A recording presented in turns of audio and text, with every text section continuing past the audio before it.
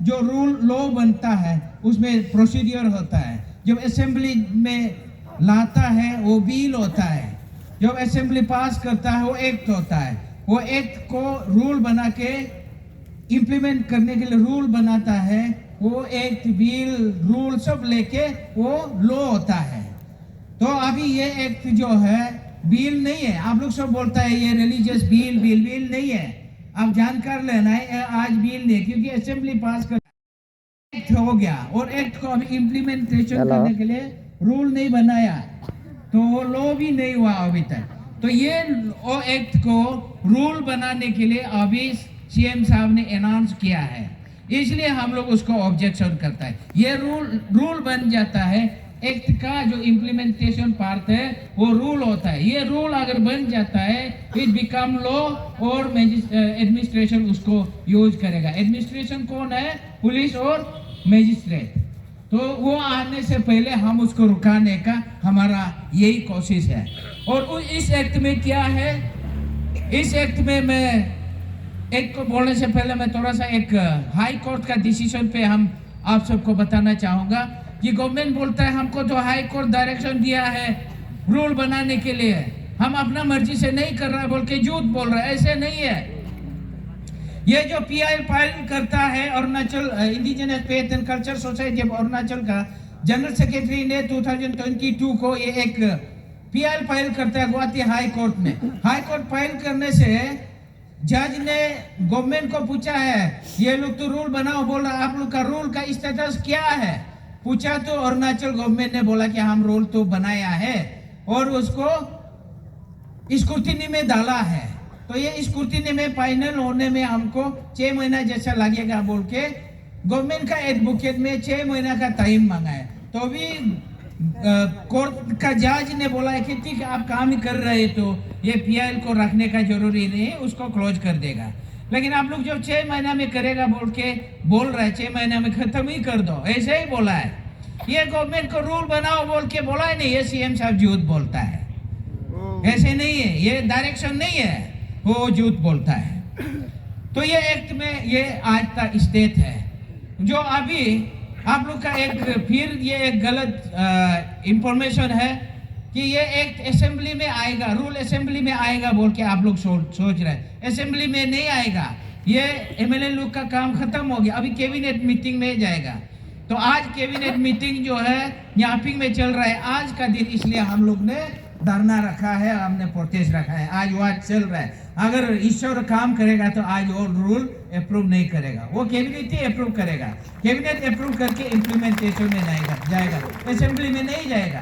तो असेंबली को मतलब एमएलए को नहीं सोचना एमएलए करेगा बोल के, ये रूल कैबिनेट ही होगा। तो आज हमारा लोग जोरदार से हर डिस्ट्रिक्ट में कर रहा है, स्टेट में भी कर रहा है। आज भगवान करने से तो रूल आज अप्रूव नहीं होगा एजेंडा में अगर आ गया होने से। ये आज का स्टेटस है। और ये रूल में क्या है हम जो ऑब्जेक्शन कर रहे हैं आप लोग जानते हो। तो मैं थोड़ा सा डिटेल बताना चाहूंगा। ये लॉ का अंदर में सेक्शन 3 ऑफ द रूल में क्लोज 1 में ये बोलता है जितना चर्च है एसोसिएशन है और उसमें कौन कौन इन्वॉल्व है उसको डीसी में रजिस्टर एक मेंटेन करना है बोलता है। तो हम हमारा चर्च को क्यों मेंटेन करेगा उन लोग, हमारा रिकॉर्ड को क्यों मेंटेन करेगा? इसलिए हम लोग बोला है ये आपका काम नहीं, ये रिलीजियस ऑर्गेनाइजेशन का हम लोग का काम है, आप क्यों मांगेगा? ऐसे नहीं होगा। ये एक है। दूसरा सेक्शन 3 का क्लोज 2 में बोलता है हम जब ये करेगा जैसे एनबीसीसी का अंडर में फुल टाइम है, आरसीआरसी का अंडर में फुल टाइम है, मिनिस्ट्री जो कर रहा है उसका जो लीज को चाहिए बोलता है, पास्टोर या जो बेनिफिट मिलता है, जो सैलरी ले रहा है, जो बेनिफिट मिल रहा है, उनका लीज को डीसी को बोलता है, डीसी को देने के लिए बोलता है। क्यों देगा? आप धर्मा देगा क्या? इसलिए हम लोग बोलते हैं नहीं, हम ये लोग को नहीं मानेगा। तो ये एक है। तो अगर फिर बोलता है सेक्शन 4 में, रूल का सेक्शन 4 में बोलता है अगर आपको कन्वर्ट करने से पहले आप क्रिश्चियन होने से पहले आप जाके डीसी का उधर में जाके एपिडेमिक फाइल करके बताना है हम क्रिश्चियन बनेगा बोल के। तो हम लोग का एक रॉन्ग कॉन्सेप्ट है कन्वर्जन मतलब आप लोग बैप्टिज्म को बोल रहा है, बैप्टिज्म को नहीं है, क्रिश्चियन होने चीज को ही बोल रहा है। तो क्रिश्चियन होने के लिए सपोज एक बच्चा है, जन्म लिया है, उसका नामकरण करने के लिए हमको पास्टर बुला के प्रार्थना करना पड़ेगा। वो बच्चा नाम रखने से पहले क्या डीसी का वहां जाके एफिडेविट फाइल करके हमको कल शाम को जन्म दिया ना, आज हम नाम रखेगा बोल के एफिडेविट फाइल कर सकेगा क्या? नहीं कर सकेगा ना। वह क्या कानून है? इसलिए हम लोग बोलता है, हम लोग सोचता है ना बैप्टिज्म क्रिश्चियन होने का बात ही बोलता है। तो ये एक जो है क्रिश्चियन होने से पहले एफिडेविट डिक्लेयर करना पड़ेगा, हम क्रिश्चियन होगा। तो हमारा चौथा बच्चा क्या एफिडेविट बना के डीसी ऑफिस खड़ा करके एफिडेविट देगा क्या? दे नहीं पाएगा ना। तब तक तो क्रिश्चियन हो ही जाता ना, अब जन्म से क्रिश्चियन है। क्रिश्चियन होने का बाद तो बैप्टिज्म होता है। तो बैप्टिज्म होने से पहले आज कोई क्रिश्चियन होने मन है तो बैप्टिज्म बाद में होगा ना, क्रिश्चियन पहले होगा ना। तो क्रिश्चियन करने के लिए हमको परमिशन किसी से लेना जरूरी नहीं है, इसलिए हम उसको अपोज करता है। और सेक्शन 5 में रूल में ये बोलता है, ये परमिशन होने का बाद, इस परमिशन का प्रोसेस बहुत है, मैं वो लंबा चौड़ा बात नहीं करेगा। वो परमिशन होने का बाद, एफिडेविट होने का बाद डीसी परमिशन देगा। डीसी परमिशन देगा। अगर डीसी परमिशन नहीं दिया और वो आदमी ये नहीं होगा, एफिडेविट का तौर पे इम्प्लीमेंट डीसी से परमिशन नहीं होके करने से पनिशमेंट है। वो पनिशमेंट क्या है? 2 साल का जेल होना पड़ेगा और 10,000 का फाइन देना पड़ेगा साथ में। ये रखा है। अब चौथा बच्चा कैसे वहां जाके एफिडेविट फाइल करेगा, कैसे परमिशन लेगा? एक में क्लियर कट बोलता है, जिसको जो क्रिश्चियन होने वाला है वही फाइल करना पड़ेगा बोलता है। तो बच्चा जाके फाइल नहीं करेगा ना, तब जाके वो पनिशमेंट होता है। जो पास्टर उस समय में आके प्रार्थना करने वाला और वो जो बच्चा को भी, दोनों को जेल होगा 2 साल और फाइन होगा 10,000 रुपया। तो ये पॉसिबल है? ये नहीं होगा ना। दूसरा एक है, अगर परमिशन मिल गया, ये एक्ट का हिसाब से डीसी परमिशन दे दिया, आप इसको कर लिया, सेरेमनी कर लिया या क्रिश्चियन बन गया, विद इन 15 डेज का अंदर में डीसी को बताना चाहिए। वो कौन बताएगा? पास्टर खुद जाके पर्सनली उसको बताना चाहिए। कौन करेगा? ये ठीक है कि नहीं? ऐसे करते रहेगा। बहुत खराब है, खराब है। उधर में जो मिनिस्ट्री कर रहा है वो क्या जाके डीसी को मिलेगा? वो मुश्किल है। इसलिए हम बोला ये नहीं होगा ऐसे वाला।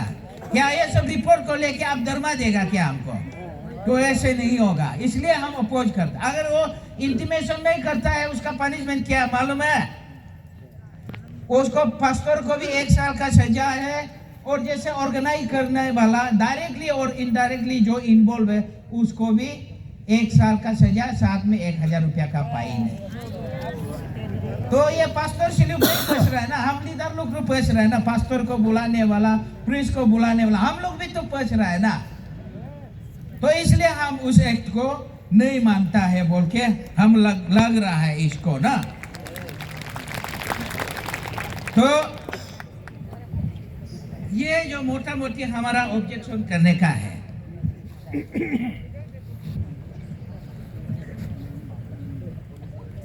ये यही मेन तो यही ऑब्जेक्टिव, मतलब प्रैक्टिकली ये ऑब्जेक्टिव के लिए हमने ऑब्जेक्शन कर रहा है। मैं उसका पीछे क्या है आप लोग मालूम है? ये एक्ट को ऐसे करके क्या करने के लिए? ये हाइडन एजेंडा क्या है आपको मालूम है? ये हाइडन एजेंडा जो है हम सबको ट्राइबल नहीं होने के लिए, डिक्लेयर करने के लिए, क्योंकि ये रजिस्टर मेंटेन करने बोल रहा है ना, किसको बैप्टिज्म हुआ, कब क्या हुआ, सारा डिटेल गवर्नमेंट को रिपोर्ट देना है, डीसी को देना है, एवरी मंथ देना है, एवरी मंथ उसको गवर्नमेंट को देना है डीसी। तो वहाँ हमारा डाटा बैंक क्रिएट करके रख देगा, हमारा रिकॉर्ड रखेगा कौन है उसका पिताजी, माँ क्या खाता है, अकाउंट में क्या है, बीवी कौन है, धर्म क्या है, कब जन्म क्या, पूरा जन्म कुंडली गवर्नमेंट का साथ रहेगा। तो वो जन्म कुंडली को गवर्नमेंट का साथ रख के किस लिए रखेगा? हमको क्रिश्चियन हो गया, वो शेड्यूल ट्राइब में नहीं होगा बोल के डिक्लेयर करने के लिए वो रिकॉर्ड मांग रहा है। तो वो रिकॉर्ड क्यों कर रहा है? ट्राइबल नहीं होने के लिए और साजिश क्यों रच रहा है? ट्राइबल होने के लिए एक सब क्राइटेरिया है, शेड्यूल ट्राइब होने के लिए क्राइटेरिया बहुत है। एक बताएगा सिर्फ जरूरी वाला एक है जो ट्राइबल होने के लिए और शेड्यूल ट्राइब होने के लिए होने से आप अपना डिस्टिंक्टिव कल्चर को रखना पड़ेगा। कल्चर क्या है? हमारा खान पान, जैसे दूसरा का जैसे कोई बीफ खाता है वो आदमी पोर्क नहीं खाता है, कोई पोर्क खाता है वो आदमी बीफ नहीं खाता है, ऐसे वाला ट्राइबल नहीं है। हम लोग जैसा ओमनिवोरस जो भी मिल के खा लेगा, बीफ भी खाएगा पोर्क भी खाएगा, ये हम लोग का यूनिक कैरेक्टर है। तो यूनिक कैरेक्टर को कब हम लोग को, जैसे हमारा वेशभूषा है, वेशभूषा हमारा पुदुम है, पुदुम वाला तो कोई है ही नहीं ना दूसरा में। हमारा जैसे ड्रेस वाला, हमारा छोटा छोटा आंख वाला तो कहीं है ही नहीं ना, ये ट्राइबल लुक में छोटा छोटा आंख है। तो उसको खत्म करने के लिए उन लोग ने साजिश रचा है। उसको कहा हम निशी का ड्रेस लगा के रूम में बैठ के वीडियोग्राफ करके फोटो खींच के हम भी निशी है बोलने से नहीं मानेगा ना। ये एक टाइम दिया गया है, निशी का न्योकुम है, गालो का सोलोंग है, थागिन का सिरदोनी है, ये निशी का और भी है, ये आपका बुरी बूथ है और लोंगते हाथे है, आपातनी का दिरी है, ऐसे ऐसे करके है। तो उसको उसी दिन पार्टिसिपेट करना है, ट्राइबल शो अपना आइडेंटिटी शो केस करने के लिए उसी दिन गवर्नमेंट अप्रूव दिन में ही उसको दिखाना है। अगर वो नहीं दिखाने से हम रूम में हम ड्रेस लगा के फोटो खींच के देने से नहीं मानेगा, उसी दिन दिखाना है। उसी दिन दिखाने के लिए सब निशी आना चाहता है, लेकिन वो क्या करता है? यूलो जोड़ दिया, न्योकुम यूलो जोड़ दिया, लुंगते यूलो जोड़ दिया, ये बुरीबूट यूलो जोड़ दिया, सिरदोनी यूलो जोड़ के उसमें रिचुअल करता है। तो रिचुअल करने से हम क्रिश्चियन लोग तो शैतान को भूत को पूजा करने हम नहीं आ पाएगा ना। तो नहीं आने से क्या करेगा? उन लोग डिक्लेयर करते हैं देखो देखो क्रिश्चियन लोग अपना फेस्टिवल में नहीं आता, अपना कल्चर नहीं करता है, इसलिए जो क्रिश्चियन है उसको शेड्यूल ट्राइब से निकाल दो, ये बोलने के लिए दाता बना रहा है। क्या 1967 में 68 में क्या यूलो वोट आपको मालूम नहीं था क्या? न्योकुम में क्यों नहीं जोड़ा? अभी क्यों जोड़ रहा है? 2 साल पहले से सिरदोनी में क्या यूलो नहीं था क्या? वो मालूम नहीं था, अभी क्यों जोड़ रहा है? बुरीबूत यूलो उस समय में नहीं था क्या? वो क्यों नहीं जोड़ के अभी क्यों जोड़ रहा है? अभी क्यों डाल? इसका मतलब हमारा कल्चरल आइडेंटिटी जो मैनिफेस्टेशन टाइम को उन लोग चीन के लेके जा रहा है। तो बोलेगा ये क्रिश्चियन देखो न्योकुम मानता नहीं, अपना कल्चर को मानता नहीं बोल के शेड्यूल ट्राइब से हमको कैटेगराइज निकालने के लिए ये साजिश रच रहा है। इसलिए हम लोग लग रहा है तुम लोग पूजा वाला यूलो वाला आप लोग अलग से करो, हम क्रिश्चियन है लेकिन हम ट्राइबल है, हम भी न्योकुम हमारा गवर्नमेंट जो है हमारा लिए दिया है, बुरीबूट हमारा लिए दिया है, सिरदोनी हमारा लिए दिया है, लुंगते हाथे हमारा लिए दिया है, सबके लिए दिया, एक धर्म के लिए नहीं दिया। इसलिए हम न्योकुम को विदाउट रिचुअल में हम कर रहा है, उसको हम करने से हमारा सबूत है। न्योकुम का दिन में क्रिश्चियन लोग भी फेस्टिवल मनाता है और क्रिश्चियन लोग भी न्योकुम का मालिक है, तो हमको कोई दखलने नहीं सकेगा। इसलिए ये एक सिस्टमेटिक ये है, एटेम है। ये रूल में दाता आप देख लीजिए, सारा दाता उन लोग रखेगा, गवर्नमेंट रखेगा। अगर ये फेस्टिवल को छीनने जा रहा है, छीन के हम लोग को भगा दे रहा है, ये लोग मतलब पूजा गंदा कर रहा है फेस्टिवल को। हमारा पूजा में रिचुअल लगा देने से ट्राइबल लोग नहीं आ पाएगा, क्रिश्चियन लोग नहीं आ पाएगा बोल के जबरदस्ती ये पूजा डाल रहा है। तो उसमें हम लोग नहीं आने से हम लोग को शेड्यूल ट्राइब भगाने के लिए, ट्राइबल नहीं डिक्लेयर होने के लिए, इसलिए रिकॉर्ड ढूंढ रहे हैं। आज हमारा खिलाफ सरकार सब है। इसलिए ये अरुणाचल सरकार का पॉलिसी नहीं है। आज हमारा बीच एमएलए नहीं आता है, हमारा जो ऑफिसर नहीं आता है, क्योंकि उनका ऊपर में प्रेशर दिया जा रहा है। उसको नजर रख रहा है। सीसीटीवी उसका ऊपर में कैमरा डाल के रखा हुआ है। सीसीटीवी का मॉनिटर कहाँ है मालूम है?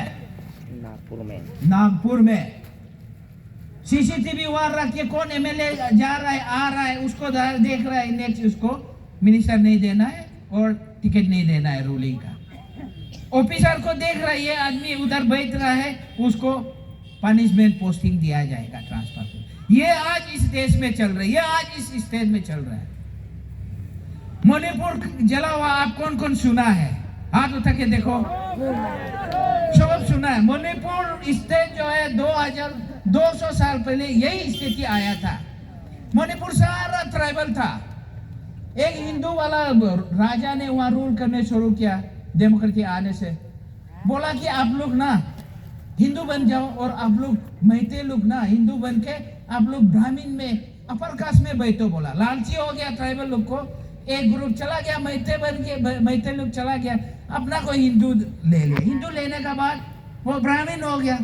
ब्राह्मण होने का बाद शेड्यूल ट्राइब से खत्म किया। उसका दोस्त लोग जितना ट्राइबल हुआ, कुकी है, नागा है, वो सब तो ट्राइबल में है। अभी 200 साल का बाद में आके बोलता हमको एसटी चाहिए। अरे अब तो पहले एसटी खाता छोड़ दिया ना। एसटी का लड़ाई आज मणिपुर जल रहा है, ये सरकार जला रहा है। ये जो है ना गेट पास करके इनर लाइन लेके आने वाला लोग के हमारा ट्राइबल का बीच में जलाता है।